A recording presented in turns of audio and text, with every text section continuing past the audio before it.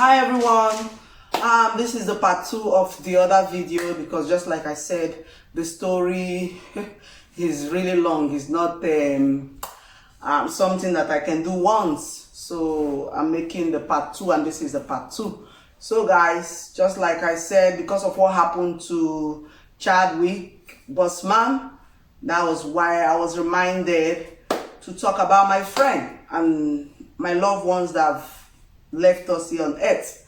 So guys, just like I said, so this my friend Wendy Nelly, this video too, I'm making it for her children, because wherever they are, they will watch and hear the good side of their mom and listen to what happened to their mom, both her siblings, because ever since she died, I have not been contacting her brother, which maybe he might think that I'm not a good friend, but she told me things.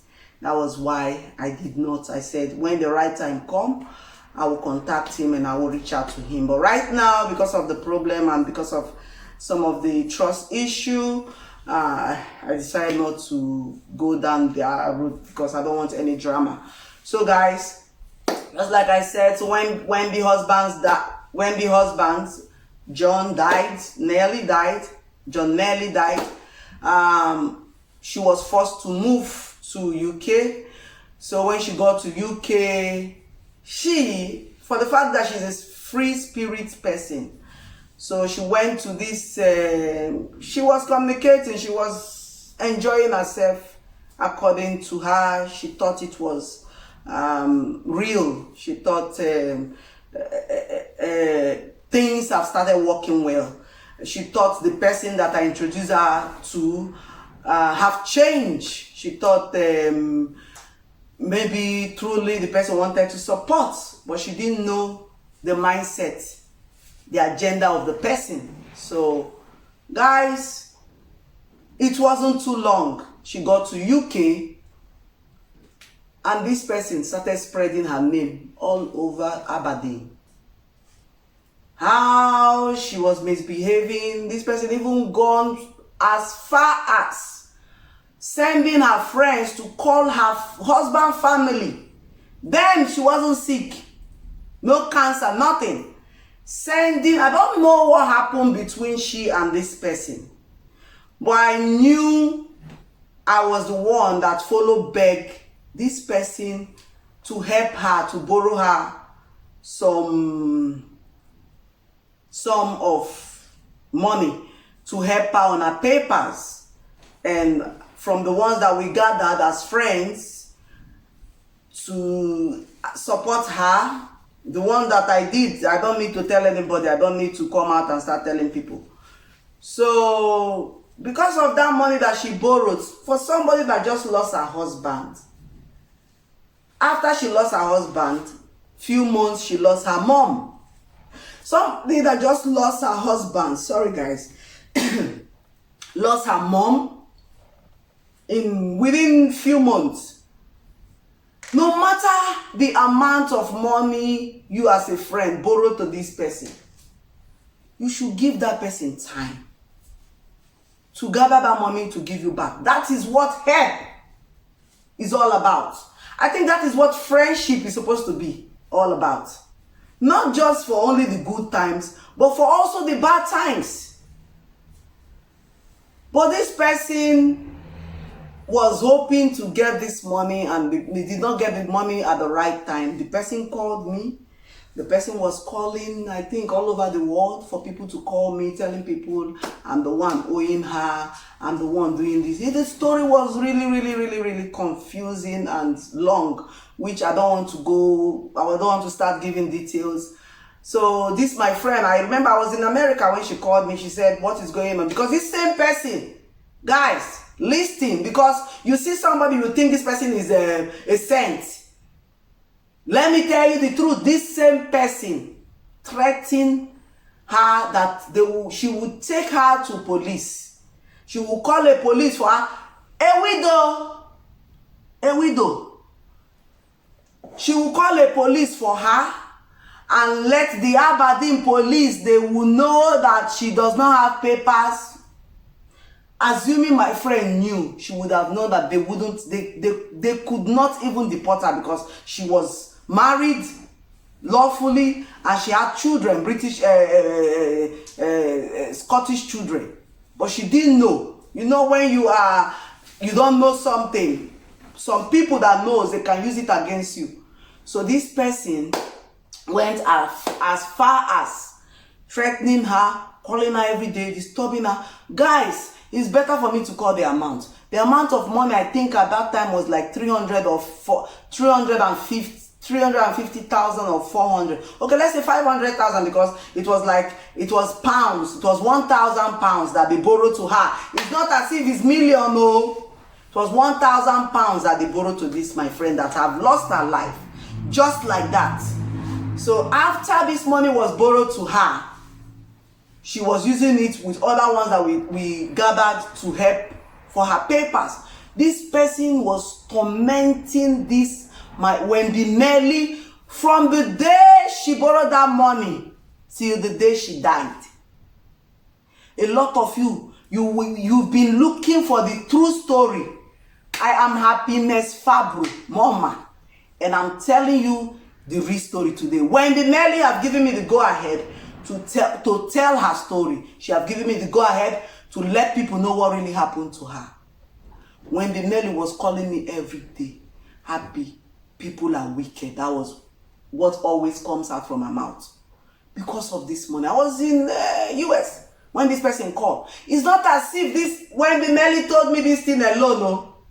It was the same person that threatened her, tormented her, that called me. I put the phone on speaker. My niece was there. I was telling me, as I'm talking to you now, I'm going to call social welfare.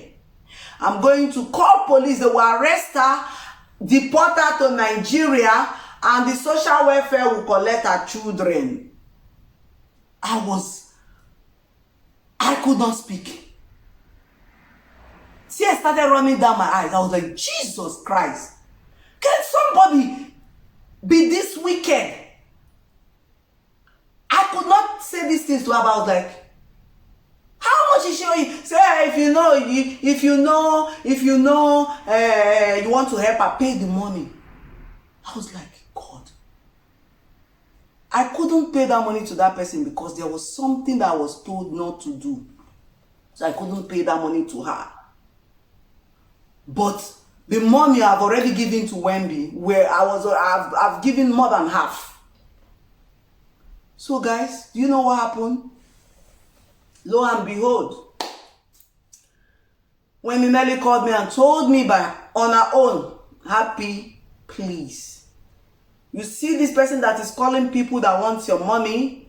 I know most of you that will be watching this video, you don't believe in voodoo, you don't believe in African magic, you don't believe in evil, you don't believe in... Because if you don't believe in evil, you won't even believe that Satan exists, you won't believe that God exists, and you won't believe that Jesus Christ exists.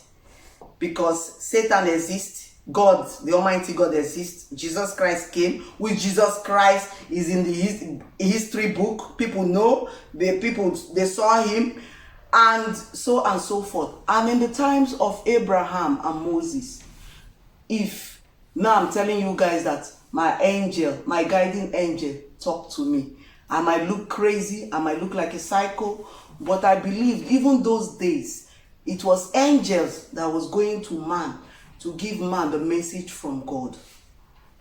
And I think if Abraham were to be in this generation and tell his neighbor, that neighbor, I'm going to kill my only son for God as sacrifice, the neighbor will call police, call social welfare, call the government to come and arrest him, because they would think he has gone mad. They would think he's a psycho.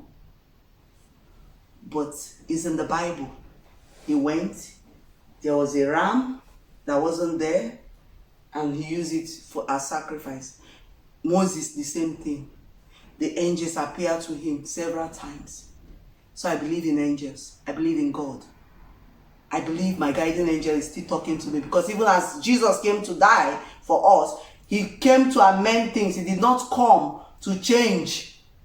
Came to amend things. So I still believe my guardian angel is beside me. Even my children, I told them, they speak with me. They talk to me. There are sometimes that small voice I will tell you, don't do this. When you do it, you see that you've gotten into trouble.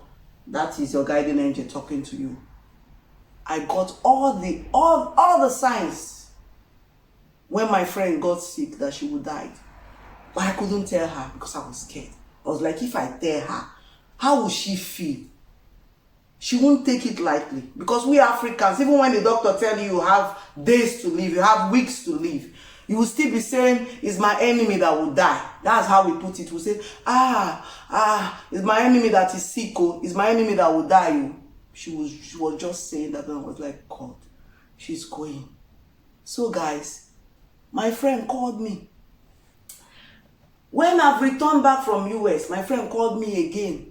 But then we have already relocated to Italy. She called me one morning and she was crying. Her voice was like, I said, what is going on, Wendy Nelly? What is going on, my friend? My paddy. Because whenever I call her, I just keep praising her, giving her compliments and all that. Before you know, we'll start laughing. We'll laugh, and that day will go like that. Just to try to boost her up. So when I was talking and I noticed that her voice was down, and I asked her, what is the problem? What is wrong, my friend? And she told me, she said, look, your friend brought, she called the person my friend. Most of you will know this person that I'm talking about. And some of my relative or my close friend will know this person I'm talking about. She said, your friend brought a banser. Guys, remember Wendy is already sick with breast cancer. Wendy was already going through chemo. This same friend have called Wendy in-laws and they have sent Wendy out of their house.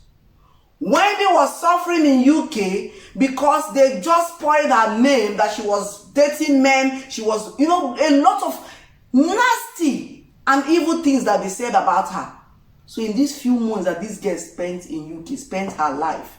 That is why I believe this guy, the Black Panther guy, did not expose what was going on. Because a lot of people will use it against you. They will rob you. A lot of people that are your enemies, but you think they are your friends. When the Nelly called me, I was crying. And she said, they have made my in-laws to drive me out of their house. We are suffering, my friend. And secondly, as I'm talking to you, this our friend, because of 350, because we have already paid, because of 350,000, our friend brought bansers. Guys, for those of you that will not understand the banser, our friend brought maybe this weightlifting guys that they can carry to beat up people to her children's school to disgrace her. She came out of her children's school with the children and she saw Bansa standing in front of her with this our friend that staged her funeral for her. Oh God, may God have mercy upon us. This Bansa was there.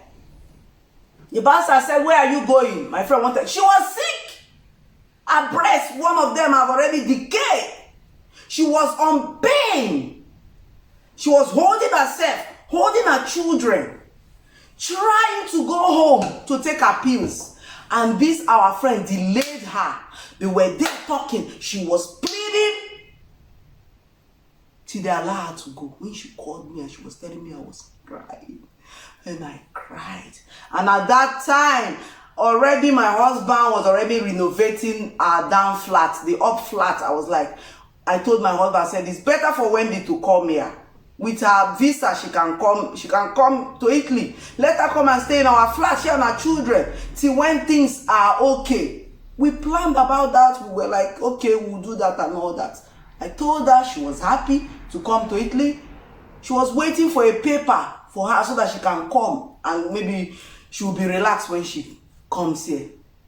Guys, This same person was going to Aberdeen, the whole supermarket and all that, spreading Wendy's name. Every day Wendy would call me. Today I went to this shop, look at what they say about me. Somebody that was suffering her last month, her last days here on earth. She was crying of pain. She was screaming. She would be crying every time. Excuse me, guys.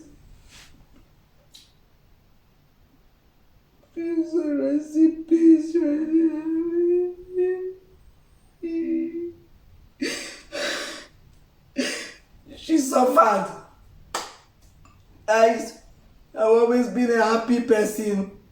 I laugh. If you see most of my blog, I laugh a lot. That is the kind of person I am. But I cannot continue to talk with that. She cried. She would cry. She would cry. She would cry with pain. She would scream with pain. She would be telling me, look at what this person did to me. I didn't know what to do. Because at that time I was new in this place.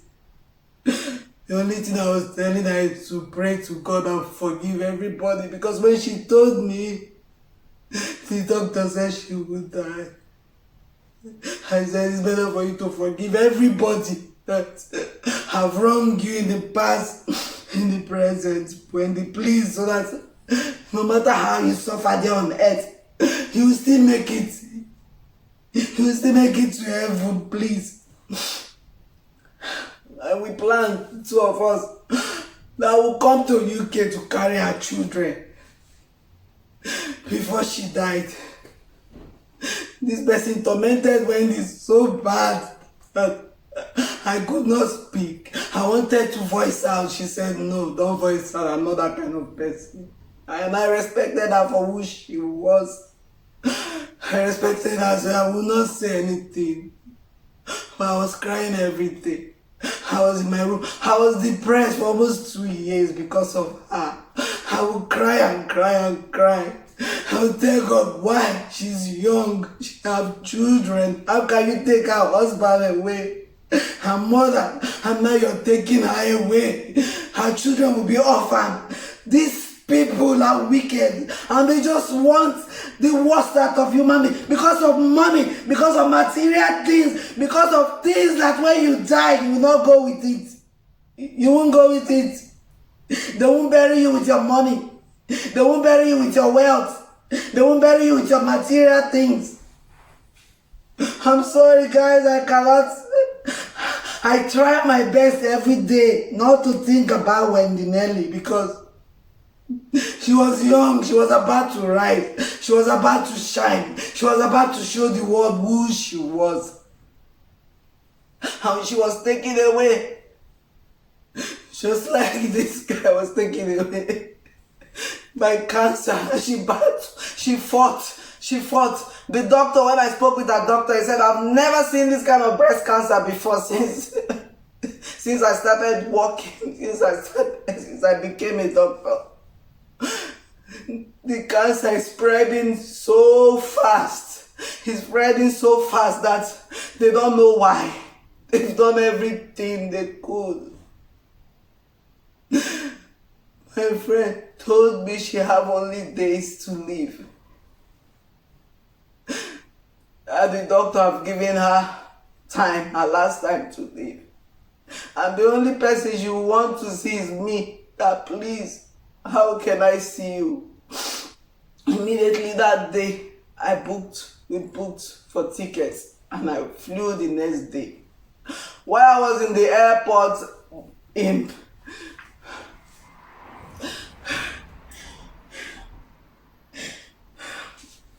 Get me tissue, please. Get me.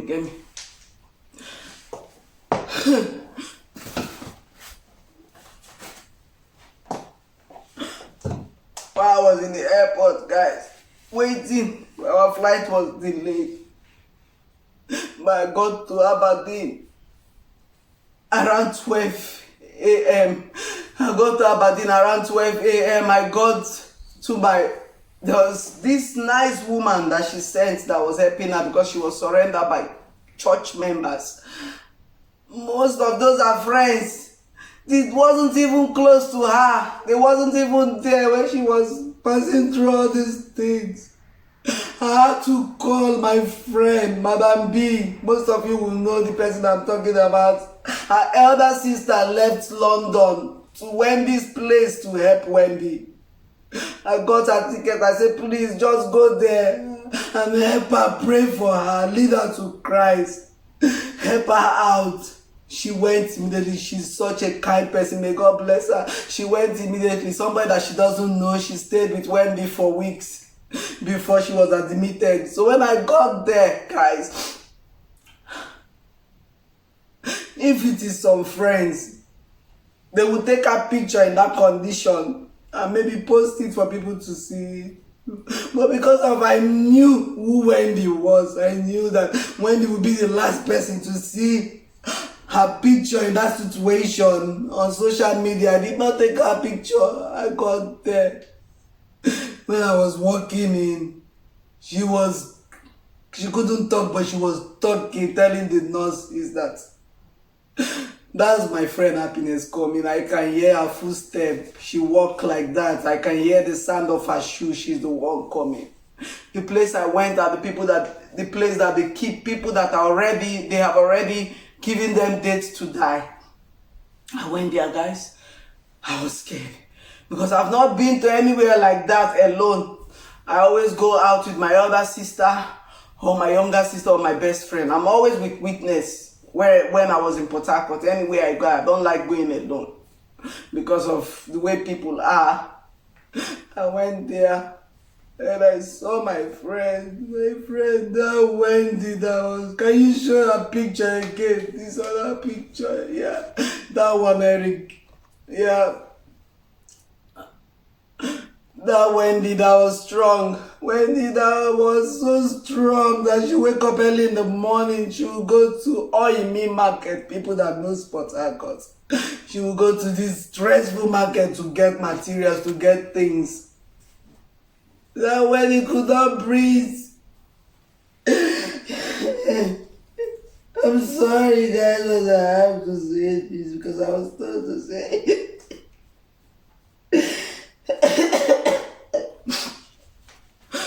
When he could not breathe, he could not breathe on her own, and he was asleep.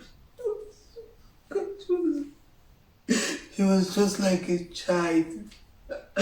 I was shocked. I could not believe my eyes. I said, this is the person that I saw in Port Harcourt before I left.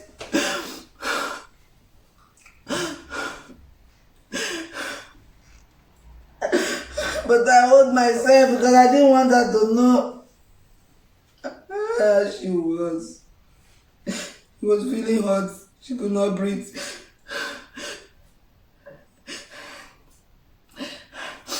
I tried to cheer her up. I tried to say things. She was like, tomorrow we'll go out to the park. We'll go to places. I will show you around Aberdeen. We'll go and visit my children because, guys, they have already taken our children away from her because of the sickness. They've given our children away to foster parents. Even for her to see her children was stressful. For her to see her children, she will cry before she see her children. At the last day, this is what friends that are supposed to help because of money cost. Wickedness from high places. She cried. Every day she would tell me, they are killing me. They are killing me, Happiness. They are killing me. What did I do? And that day I hold her and I said, I want to go out with you. I want to go to the park, to everywhere with you. We're talking. Because of the emotion, I got so tired and I slept off, guys, holding her hands.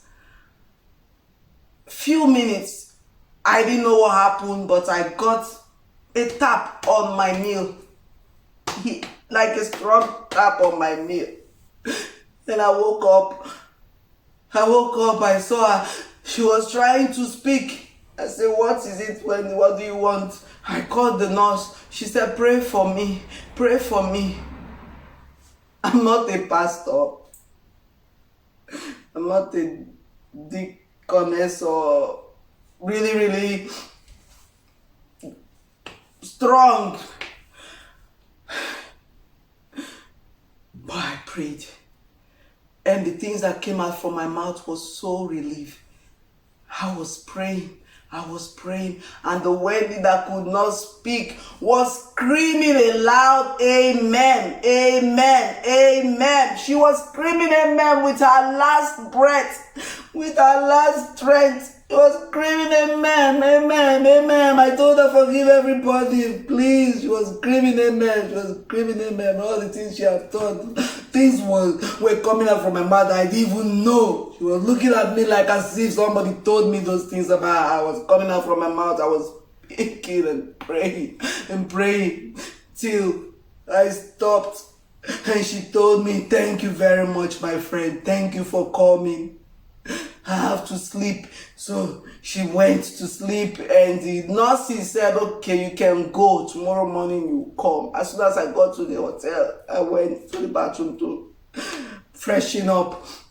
As soon as I came out from the bathroom, the nice lady, God-sent lady that carried me from the airport, called me and said, she's no more with us. And I was quiet. I said, come. She came, she picked me up, and we went. When I went there, they've covered her already with a wrapper. When it was gone already, I screamed. I couldn't shout. Is this her life?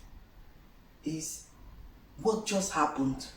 I called her brother and told him, pass the bad news to him, and there are things she told me. And one thing that she said, guys, I will say it here. I think this video might have part 3, but please, one thing that she said, please, if anything happened to me, don't come to this place. You are the one they want. Don't come to this place. So when I funeral, they started arranging for a funeral. They added me in the group. I looked at them and I shook my head. I said, this same person that was alive, that was begging you for time for her to pay you credit, you are the one now going around begging people to come and pay for her, trying to contribute to help her on her funeral. Shame to everyone that contributed to her death. As cancer took this man, that was how cancer took Wendy away, with pains. But nobody heard her because she wasn't a star. But today I'm saying it again. Wendy Nelly, you live on because you have 2 beautiful, glorious children that are growing up that will talk about your story. Kenneth, wherever you are, most of the people you are associating with, be careful. Because your sister death, even if it's cancer, she was tormented till the day she died. Guys, this is where I will end today's topic. I will end this. Please, I'm sorry for this emotion. I could not, because, when you're there and you see somebody that died, each time you talk about it, I think the remembrance and everything will come back. So please, guys, I love you all, guys. Share and subscribe. Bye. Oh,